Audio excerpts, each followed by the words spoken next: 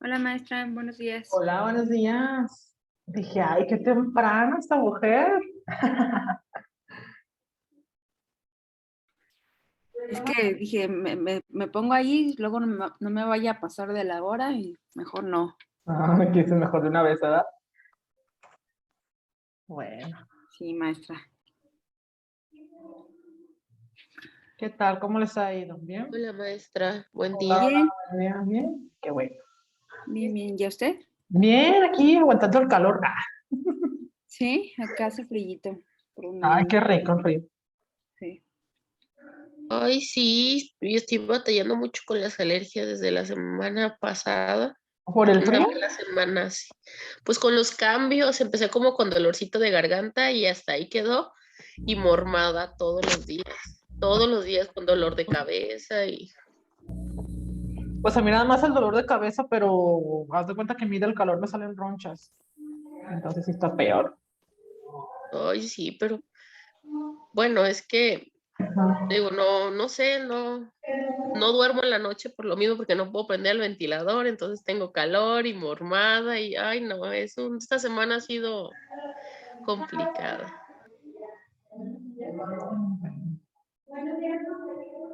Sí pasa. Vamos a esperar tantito a los demás para comenzar, chicas. Vamos a continuar con lo de las perspectivas y ya terminamos el segundo módulo.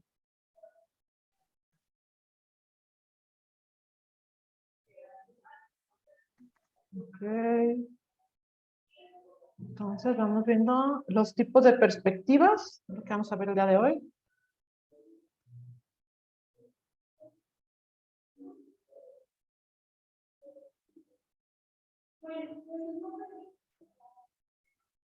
Maestra, me estaba Hola. comentando Fabi que le está dando clases de redacción. Bueno, que ahorita Estaba. pararon, pero Ajá.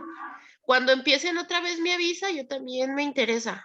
Ah, muy bien. Porfa, cuando regresen Ah. otra vez para hacer más, nos acomodamos en el horario y todo. Ah, muy bien. Sí, se la estaba dando en la tarde noche, como eso de las 8. Pero ya Ah, ves que pues se me puso toma un en poquillo cuenta. malita, y se puso un poquito malita y pues sí, paramos un ratito. Yo también andaba con eso de mis alergias, no creo, le digo a Fabi, ay Fabi, se nos juntó.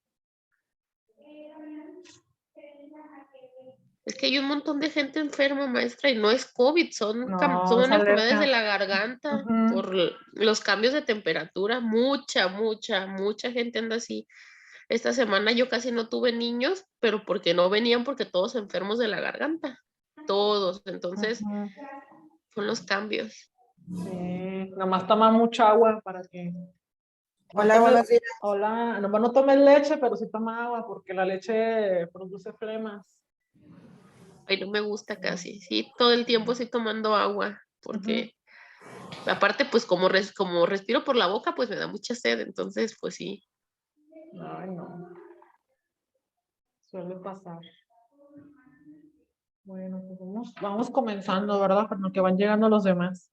Bueno, vamos a ver lo que es el día de hoy, continuando con la temática de la semana pasada. Vamos a finalizar con este tema y finalizamos con la unidad número 2, que son tipos de perspectivas en la investigación. Ya vimos que era una perspectiva que involucra ¿a quiénes se involucra? Acuérdense.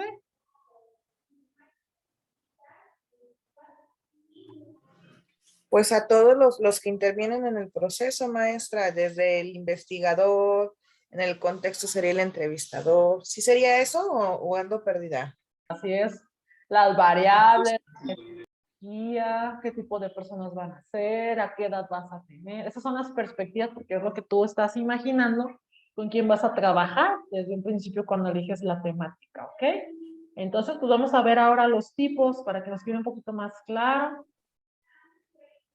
Bueno, el primero es el positivismo de Auguste Comte o Augusto Comte. A él se le atribuye como el padre del positivismo en 1849 cuando publica su discurso sobre el espíritu positivo, lo cual genera el gran comienzo del paradigma positivista en la investigación, ¿sale? Mientras que Recoy en 2006 indica que el paradigma positivista se califica de cuantitativo, o sea, lo numérico, lo empírico analítico, el racionalista, que ya vimos lo que era el racionalismo, el sistemático gerencial y el científico tecnológico, ¿ok? Entonces involucra prácticamente toda la parte cuantitativa de una investigación. Acuérdense que comentábamos la semana pasada que cuando vaciamos datos, después de aplicar nuestras encuestas, nuestras entrevistas, etcétera, se tiene que hacer un racionalismo, se tiene que hacer un análisis para poder comprender qué realmente está sucediendo con el fenómeno y así poder tener una conclusión clara y verídica en la que o es verdad lo que estábamos poniendo en la hipótesis o es mentira, ¿ok? También es sistemático gerencial porque llega a ciertos pasos. No podemos brincar a los pasos. Hay ciertos pasos en los que podemos realizar esta parte del positivismo. También, bueno, Vicori sustentará la investigación que tenga como objetivo comprobar una hipótesis por medios estadísticos o determinar los parámetros, que es lo que estábamos comentando ahorita, mediante la expresión numérica, ¿sale? Entonces, el positivismo siempre va a implicar la parte cuantitativa, la parte estadística, la parte numérica de cualquier investigación. Es decir, esto es lo mismo, pero para que quede un poquito más sencillo, la parte numérica de los vaciados de datos para ver cuántas cantidades tienen el resultado que necesitábamos o no, o realmente aparece otro resultado. Inició como un modelo de investigación en las ciencias físicas o naturales. Ahí comienza esta parte del positivismo, pero después adaptó el campo de las ciencias sociales, conforme vimos.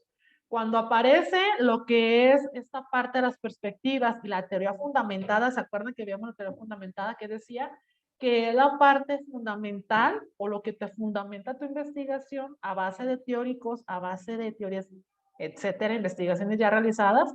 A partir de ahí es cuando empieza este cuestionamiento del positivismo por parte de una ciencia social, ¿ok? Entonces, gracias a la teoría fundamentada, pues introduce lo que es lo social y humanístico para la psicología, pedagogía, etcétera, etcétera, etcétera, trabajo social y recursos humanos, poder implementar esta parte cuantitativa dentro de la investigación.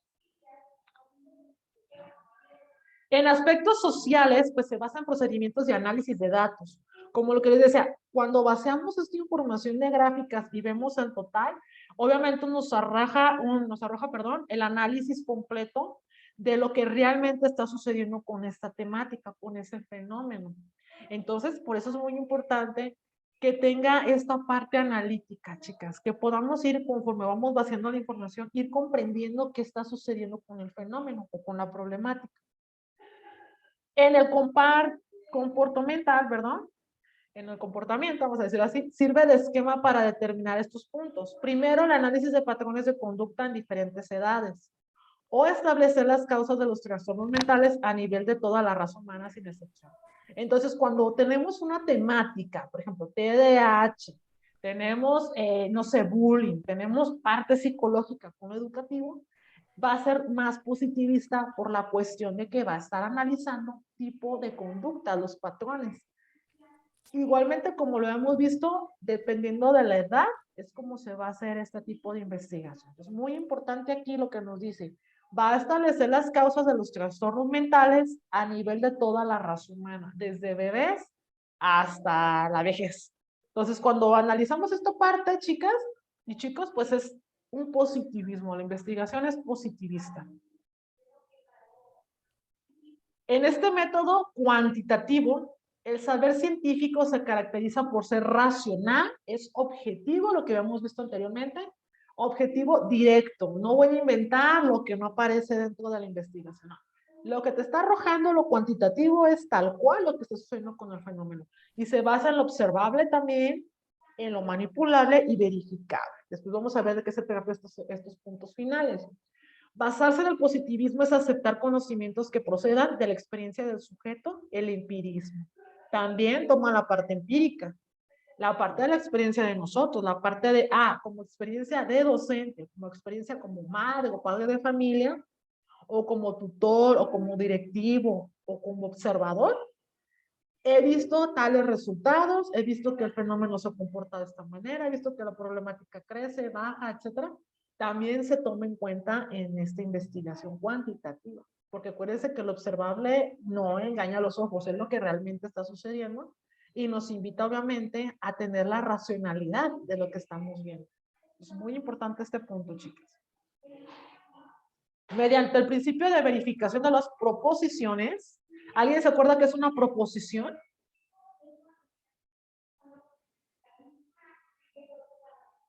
¿Alguien se acuerda qué es una proposición? Que va antes de la palabra, como para cambiarle a veces hasta el significado, lo contrario en algunas ocasiones. Exactamente, un propósito. Un propósito. O igualmente, proponer más cosas a lo que ya tenemos, ¿no? O sea, También, proponer más, pueden ser más herramientas. Sobre todo cuando estamos en un proyecto, nosotros o diseñamos algunas, pero proponemos otras que tal vez nos puedan servir. Entonces es proponernos o tener más herramientas o no solamente herramientas, sino otro autor, o sea, proponer otros tipos de pensamientos. Muy bien, a ver, Mitzi. Cuando expresamos o consideramos, manifestamos lo que nosotros pensamos, y también lo que decía Esmel, hacer una propuesta, proponer hacer alguna cosa o recomendar algo, pero sí, expresar algo que nosotros consideramos o pensamos. Muy bien, a ver, Ricardo. Por eso que se me ve También tiene que ver con también tiene que ver con el tema de las hipótesis. O sea, al final una hipótesis es una proposición sobre algún tema. Yo creo que esto va a pasar y lo que va a terminar validando esa creencia va a ser el proceso de investigación en el que voy a o validarla o anularla. Exactamente. Entonces aquí nos dice, fíjense, mediante el principio de la verificación de esas proposiciones, solo va a tener validez los conocimientos que existen ante la experiencia y la observación. Mi experiencia me dice durante muchos años o durante tantas veces que me ha pasado que sucede por tal cuestión, pero también estoy observando que pueden pasar otras cosas, o sea, ambas se van a unir. Todo debe ser comprobado para ser válido para la ciencia. O sea, yo puedo decir, como dice, yo propongo que puede ser esta la solución o que puede ser esta la problemática, pero si observamos y vemos que hay más de una cuestión de la problemática, entonces sí tenemos que tener una comprobación sólida para poder entender qué realmente está pasando con la problemática, ¿ok? ¿Qué les decía yo a ustedes? Siempre pasa lo mismo. A ver, Rayadi. Las proposiciones yo considero que tienen que hacer ya con base en el resultado de tu investigación. Puede ser también. ¿Qué puedes proponer tú para resolver esa problemática respecto a los resultados que obtuviste? También, pero eso ya cambia de investigación. De un proyecto de investigación se va a un proyecto de intervención. Y ahí es cuando más se meten las proposiciones. Haz de cuenta que, como dice el compañero, es tu hipótesis que tú crees que está pasando. Y tú puedes decir, yo voy a poner, decía Mitzi, vamos a contar los conceptos de las chicas, que en mi encuesta yo voy a proponer tal punto de vista para ver si realmente este fenómeno también tiene que ver en la cuestión de la problemática o de la investigación. ¿Sale? Entonces, en esta parte de las proposiciones nos dice aquí, tú vas a proponer ideas que a lo mejor crees que esto es lo que está ocasionando la problemática. ¿Sale? Pero que cuando ya estamos vaciando datos en la parte cuantitativa, se hace más sólido o se va disminuyendo poco a poco. Por eso nos dice aquí, va a tener solo validez tus conocimientos, tu experiencia, tu observación, pero tiene que ser comprobada. No nada más yo voy a decir, mira, yo propongo que Gina se aviente el taller de la temática de emociones para el cierre del grupo. Y todos, sí, hay que proponer a Gina. ¿Y qué tal si Gina no puede venir ese día? Y yo estoy proponiendo a Gina, un ejemplo. ¿O qué tal si Gina no tiene experiencia en la temática, pero mi sí, o Lili sí, o Alma sí, o Yadi sí? Entonces, esa cuestión tiene que ver mucho. Lo que tú estás observando A lo que yo observaba del grupo, hay personas que se dedican mucho a la didáctica, hay alumnos que se dedican mucho a la investigación, hay alumnos que se dedican a la educación especial, hay alumnos que son más pedagogos. Entonces, yo a lo que estoy observando del grupo, yo digo, más o menos, ya sé qué temáticas van a querer elegir, pero yo no voy a proponer, porque la propuesta ustedes la van a dar de acuerdo a su experiencia y a su observación socialmente qué está sucediendo con ese tipo de temas, ¿de acuerdo? Eso es un ejemplo. Entonces es como la diferencia entre razón y argumento. Así es, prácticamente es lo mismo. En este paradigma, la experimentación, como nos dice, ha constituido la principal forma para generar la teoría formal. La experimentación ahora sí va a ser la observación, va a ser la entrevista, va a ser la encuesta, ¿sale? De repente decimos, maestra, pues es que yo lo quiero hacer de campo, laboratorio, acuérdense, nunca se nos vaya a olvidar esta parte.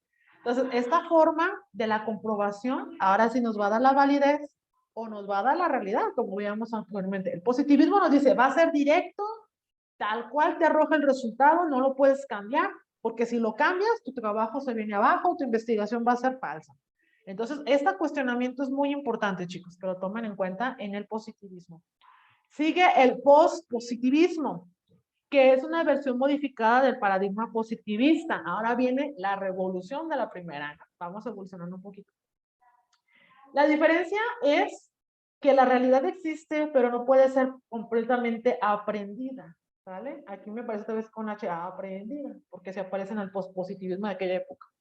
¿Ok? Entonces, aquí nos dice, la realidad existe, pero no puede ser completamente aprendida. ¿Sale? Porque de repente decimos, sí, ya pasé por esta discusión de emociones con los niños, me vuelve a pasar. ¿Qué aprendiste de la primera? No me acuerdo, vamos con la segunda. ¿De la segunda qué aprendiste? Entonces puede ser completamente aprendida o no en el pospositivismo, ¿de acuerdo? De repente dicen, yo quiero retomar, decían por ahí algunos, el tema que yo hice de investigación en licenciatura. Aquí aplica el pospositivismo. Vamos a ver qué realmente está sucediendo. ¿Cuándo hiciste tu proyecto? Hace 3 años. Entonces ya parte del fenómeno, de la problemática, ya cambió.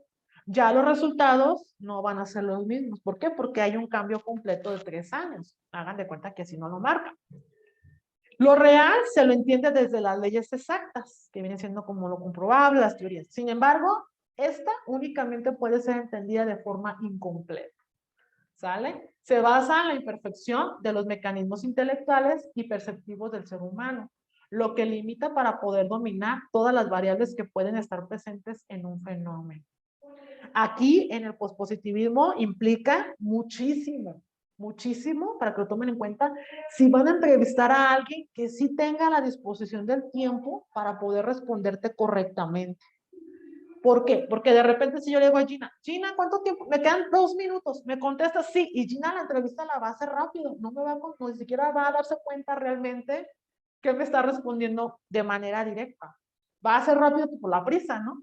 Entonces también ahí muy importante, en el campo también tiene que ver su entorno, ¿sale? De repente dices, voy a entrevistar a 15, 20 que andan en la calle, los agarro y les pregunto, me contestan rápido la encuesta, que en otro lugar, que en una oficina, que en una escuela. Entonces también esa parte, como dice aquí, es una imperfección, pero tenemos que tomarla mucho en cuenta.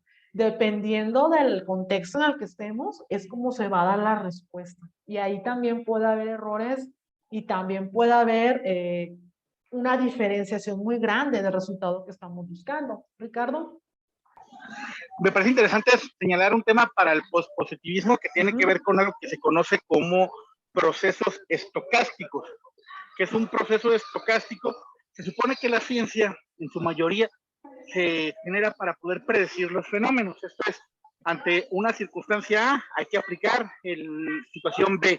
Y en este proceso de aplicación es interesante que en el pospositivismo se habla de procesos estocásticos en el sentido de que no todo se puede predecir. Hay comportamientos humanos, pero también comportamientos biológicos de cualquier ser vivo que no se pueden predecir y que esa falta de predicción hace que también pues sea falible, o sea, que puede fallar la ciencia. Entonces es interesante ver que de repente cuando nosotros hacemos un proceso de investigación, lo que podemos concluir es, se aplica para mi grupo esto que yo hice, pero no quiere decir que todos los grupos van a actuar de la misma manera, pues. Sí, es lo que veíamos ahorita del ejemplo. Perdón, maestra, ¿alguien tiene su micrófono prendido y como que hay interferencia a la hora de que alguien habla? No, A ver, es Ricardo. chécale. El sonido era de con Ricardo. No se vayan a pelear, grupo, porque entonces sí. No, es que cuando Ricardo. Ricardo hablaba se le escuchaba sonido de Ajá. fondo. Ah, un ruidito. No, pero creo que ya se escucha bien, ¿verdad? Aquí lo importante es que disfrutan la clase y el momento. Ok, entonces es lo que les decía, vuelvo con lo mismo. Porque tomen en cuenta mucho eso, porque de repente me dicen, ya es que se los mandé en línea, el cuestionario, y me respondieron así. Sí, la entrevista o el cuestionario, pero ¿qué observaste tú? O sea, de repente nosotros cuando vemos la parte de la observación tenemos que aprender quién te miente, si evaden realmente la realidad, cómo están actuando, si les parece o no les parece la temática. De repente les ponen, a ver, la temática de la eutanasia. Sale, ahí me ponen eutanasia, como es una maestra. ¿Estás a favor o en contra de la eutanasia? Y ves la cara, hay gente que va a voltear y va a decir, ¿eso me estás entrevistando? ¿O eso es lo que te interesa la temática? Como que no les va a gustar, como decían de la comida chatarra. ¿Comes comida chatarra? Pues obviamente te pones con la cara de, sí, pero le voy a poner que no. O sea, tú con la mirada dices, ya está mintiendo. Hasta en la tercera que lo aplique la lección de alimentos, me va a decir, a ver, Esmeralda. ¿Dónde anda Esmeralda? Perdón, es que tenía apagado mi Se micrófono. apagó el micrófono. Okay. Igualmente lo que, bueno, yo hice también fue utilizar una grabadora, o sea, no Ajá. solamente escrito para igualmente ya después escucharlo y sacar realmente la información que yo necesito. Hay muchas veces que muchas personas, como usted decía, por el tiempo, por X cosa, no tienen tiempo, pero si, no sé, la agarra uno en el camión, pues igualmente para que no vaya escribiendo podemos utilizar la grabadora y hacerlo como una tipo plática y sacar lo que realmente nosotros después ya escuchando y sacando ahora sí como más la información para tener mejores resultados. Exactamente. Y entonces también lo que yo les decía, a ver, al momento de entrevistar, ¿a quién vas a entrevistar? Siempre les digo, pues si yo estoy estudiando de criminología, pues tiene que ser un criminólogo o dependiendo de la temática, un abogado, un psicólogo criminal, un tanatólogo, ¿no? Dependiendo de la temática. De repente voy a entrevistar al maestro de educación física, pues el que sabe de criminología, ¿sale? Entonces ahí esa cuestión también el pospositivismo te dice, hay cuestiones que no se van a ver, pero que en la realidad tú lo estás observando y estás midiendo. Oye, yo estoy viendo que Mitzi tiene la mano así, que significa que está interesada en la temática, vamos a decir eso. Pero también veo a Gina, que Gina está así, un ejemplo de Gina. Entonces a Gina no le interesa la temática. Todas esas cuestiones, por eso siempre nos dicen, traten de siempre hacerlo de frente con estas personas para ver realmente qué estamos midiendo, si una realidad o una mentirita. A ver, Mitzi, dice Mitzi, ya me cacharon, Mitzi. Sí, está bien interesante. Sí. Bueno, recordaba yo, por ejemplo, de unas entrevistas que les hacíamos a los ancianitos en el DIF y era para evaluar, ¿no? Cómo estaba si todavía tenían bien su memoria, cuánta memoria ya tenían, como ya iban perdiendo, ¿no? Esto y de movimientos y todo eso. Y checábamos en muchos que también la cara o la expresión del que estaba entrevistando los hacía cambiar sus respuestas. Entonces es algo que también nosotros debemos de tener cuidado en cuanto a nuestras expresiones al estar anotando para que sea verídico, porque puede ser que ellos nos están leyendo nuestra expresión y ya dicen, no, pues eso no es, contesta otra cosa. Así es. Sí, también de repente el modo en que llegas también, ¿verdad, chicas? De repente, pues a ver si me responden porque rápidamente, van a decir, oye, pues ni buenos días, oye, buenos días, sonriendo. No, de malas, también eso tiene que ver, de repente lo ves con su cara enojada y quiere que me respondan una encuesta y todos van a decir, pues te voy a responder lo que yo quiera, como el del examen que les dije del enlace, ¿no? Que, pues me cae bien gordo el maestro y toda la parte me está gritando y exigiendo, pues le contesto al azar. ¿Y por qué reprobamos? Yo dije, ¿pero por qué? Esa vez me acuerdo que me invitaron y yo veía y dije, ya sé por qué están reprobando. Aparte de que no saben una cosa. Otra es el modo en que le están afectando a la persona. Entonces, también esa cuestión es muy importante. Lo que les decía, dependiendo de la temática, va a ser a la persona que se la va a entrevistar y a las que se les va a observar y cuestionar. Siempre. Oiga, que yo quiero de política educativa, pues vete con un político, con un legislador, con un senador, con un presidente municipal y que él te pueda responder acerca de las temáticas para que quede un poquito más acercadito a lo que tú estás buscando. Otro punto que nos menciona del pospositivismo es el investigador debe estar consciente de que sus valores o tendencias pueden influir en su investigación. Tus valores y tus tendencias. De repente, si a mí me tienen con mala fama en la escuela, de que la maestra es bien sobornada, de que llega cuando quiere, que a veces viene a dar clases, a veces no, y yo hablo sobre el tema de puntualidad en la educación, ¿qué me van a decir? Ay, maestro, pues, ni te queda la temática, se van hasta reír los alumnos. Valores y educación. Uy, sobre todo la maestra va a dar valores y educación, sí. Acá nosotros lo sobornábamos. Entonces también esa cuestión influye mucho. Otro que también nos decía, mejor una maestra en psicología, decía, influye también tu vestimenta. ¿Será verdad? ¿Que influye la vestimenta cuando queremos hacer una encuesta o una entrevista? Sí, Sí, porque, a ver, Esmeralda. porque igualmente, no sé, sobre todo en el caso como de Mitzi, que se lo hacemos a las personas mayores.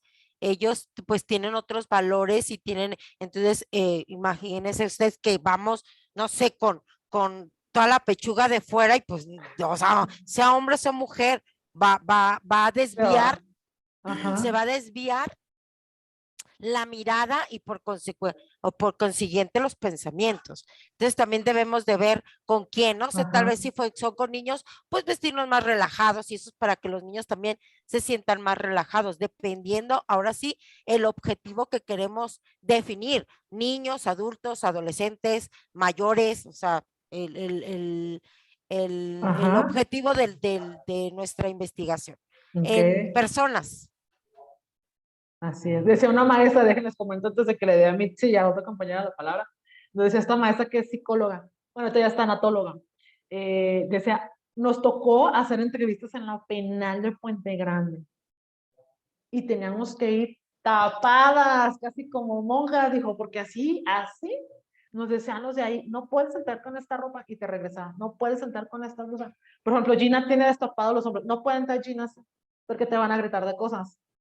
No puedes andar con transparencias porque te van a gritar de cosas. No puedes ir maquillada mucho porque te van a gritar de cosas. Entonces decía, entonces, ¿cómo? Y pues ya, no, pues vente así, con tu pantalón de vestir, zapatos de piso, de vestir y tu saco y tu blusa hasta arriba, casi de monjita, para que no te digan de cosas. Y yo decía, ¿es en serio? Sí. A ver, Gina. ¿Qué dice Gina? Gina.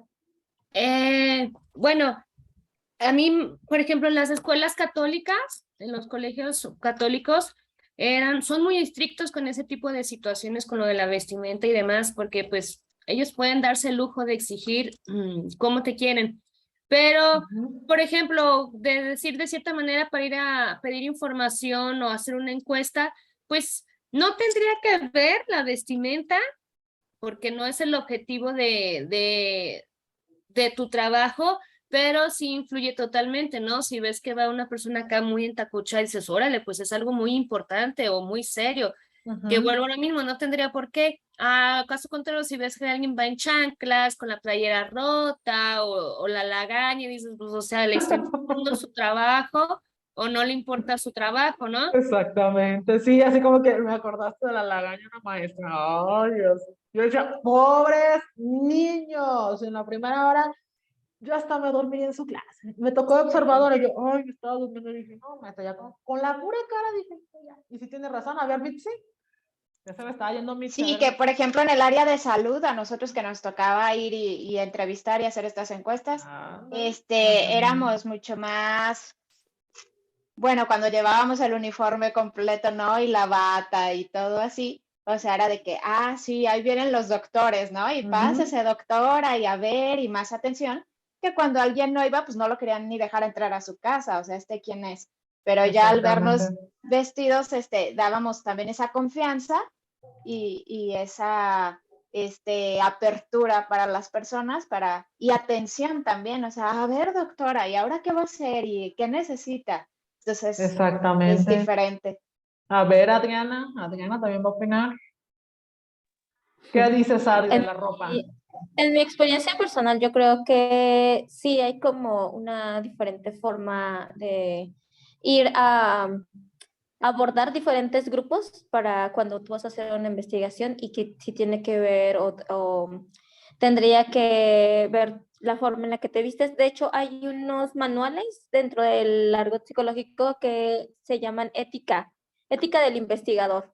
Entonces Ujú. ahí te marca justamente, estipula como cada rango y te menciona que cuando tú estás implícito, por ejemplo, en alguna situación social, ya sea, imaginemos que yo soy partidaria de un cierto candidato de un cierto partido político, entonces yo tendría que sí tener mucho cuidado si estoy realizando una investigación sobre eso, porque es muy probable que yo sesgue la investigación.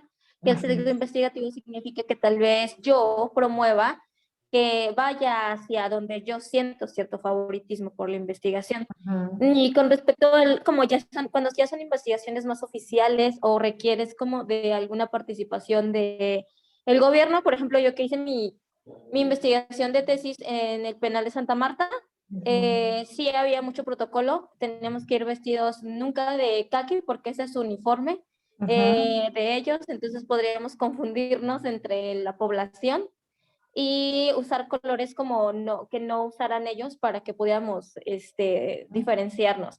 Y justo ahí también está el protocolo en la investigación en donde tú le tienes que hablar a la persona siempre por usted, aunque sean personas menores que tú. Ujú. Y ellos también en el protocolo del argot penitenciario, ellos siempre también te hablan de licenciado, o sea que ahí todos somos licenciados, que es como muy gracioso porque en realidad nosotros nunca, no habíamos terminado la carrera cuando estábamos ahí, pero Ajá. es como el protocolo a seguir. Así es, muy bien, Adriana. De hecho, sí, lo que dicen como de los partidos políticos, que llamó la atención lo que estabas diciendo, pues ya un color, cierto color, ya te hace asemejarte a ese tipo de partido, ¿verdad? Igual así, tu vestimenta, lo estamos viendo ahorita, pues hace partidario a lo que estás haciendo, ¿no? Nos dice también esta parte, siempre existirá un nivel de error en las mediciones del fenómeno que se realicen. Lo que decía muchas veces, puede fallar, puede haber errores. Somos humanos y los humanos son los que también al responder nos podemos equivocar y los hallazgos deben estar comprobados con fundamentos teóricos que los respalden, ¿sale? Entonces, si hacemos un test psicológico, ya hay una respuesta automática por parte de la psicología que nos va a decir realmente si es lo que está sucediendo con esta persona o no es lo que está sucediendo con esta persona. Siempre va a depender muchísimo, pero siempre nos va a pedir comprobar con fundamentos, ya vimos que nuestro fundamento, nuestras teorías o nuestras leyes, lo que estamos tratando de encontrar de dicha problemática, ¿ok? El enfoque de investigación cuantitativa, que es la tercera. El pospositivismo y el positivismo son los paradigmas que guían la investigación cuantitativa, los cuales tienen como objeto explicar el fenómeno estudiado para en la última instancia predecirlo y controlarlo, ¿sale? Entonces aquí ya nos marca que puede haber un mayor control uniendo ambos paradigmas o ambas temáticas. La investigación de tipo cuantitativo utiliza la recopilación de información, lo que vemos aquí, poner a prueba o comprobar las hipótesis, mediante uso de estrategias estadísticas basadas en la medición numérica. Lo cuantitativo sabemos que siempre va a ser el número y va a ser una parte importante para poder conocer realmente qué está sucediendo con la problemática.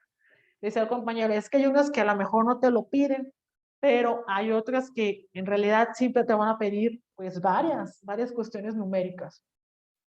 Por aquí viene un ejemplo, nos dice estudios básicos, estudios de desarrollo, formación profesional, estudios universitarios, tasa de paro en España, que es de España.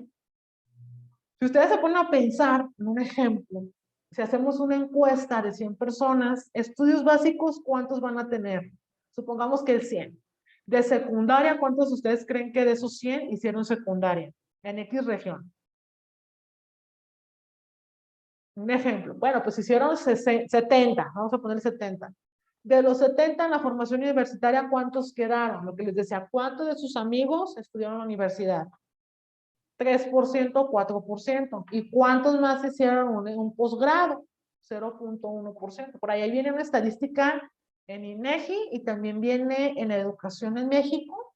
Viene una temática muy bonita que es acerca de esto, de cuántos hay en porcentaje de alumnos que estudian, cuántas personas terminan un posgrado, cuántos primarias, cuántos se van rezagando.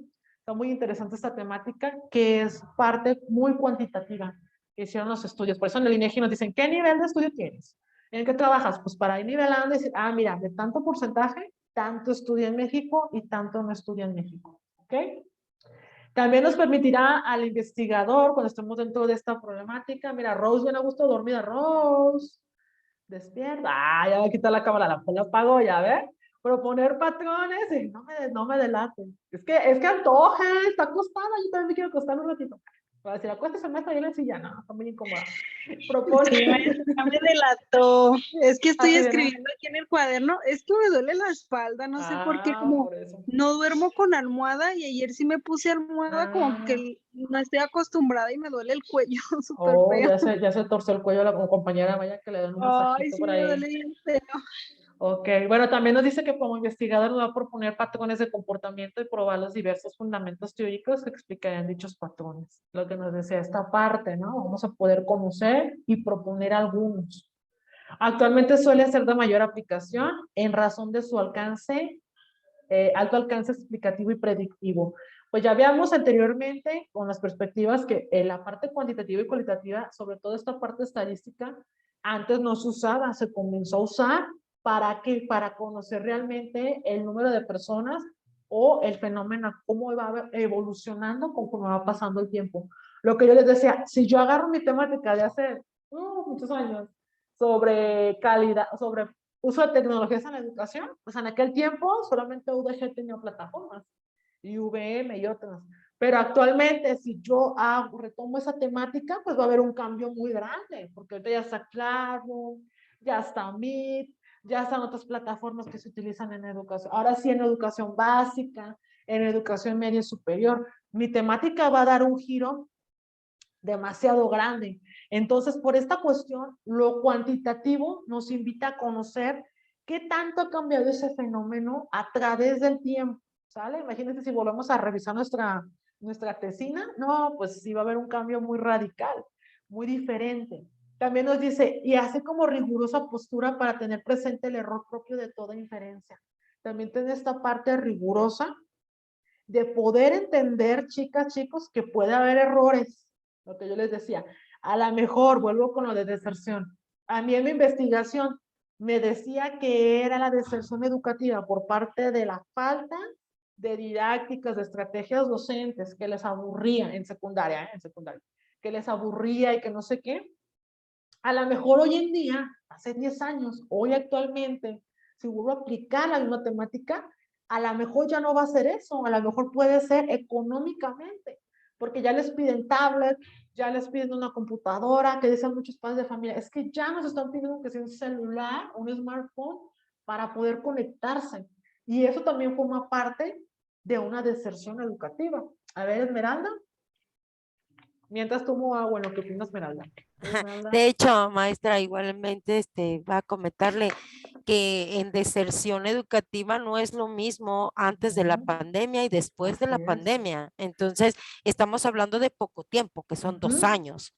Entonces, igualmente, todas las características han cambiado demasiado y que no puede ser lo mismo un estudio, una tesis de deserción escolar del 2018 a lo que es el 2019 y el 2020. Exactamente. Es cuando se llevó a cabo totalmente y aún cuando las escuelas no podían reprobar a nadie, pero pues estamos hablando también de calidades educativas. Exactamente, y ya viene lo mismo lo que decía, puede ser explicativo y predictivo.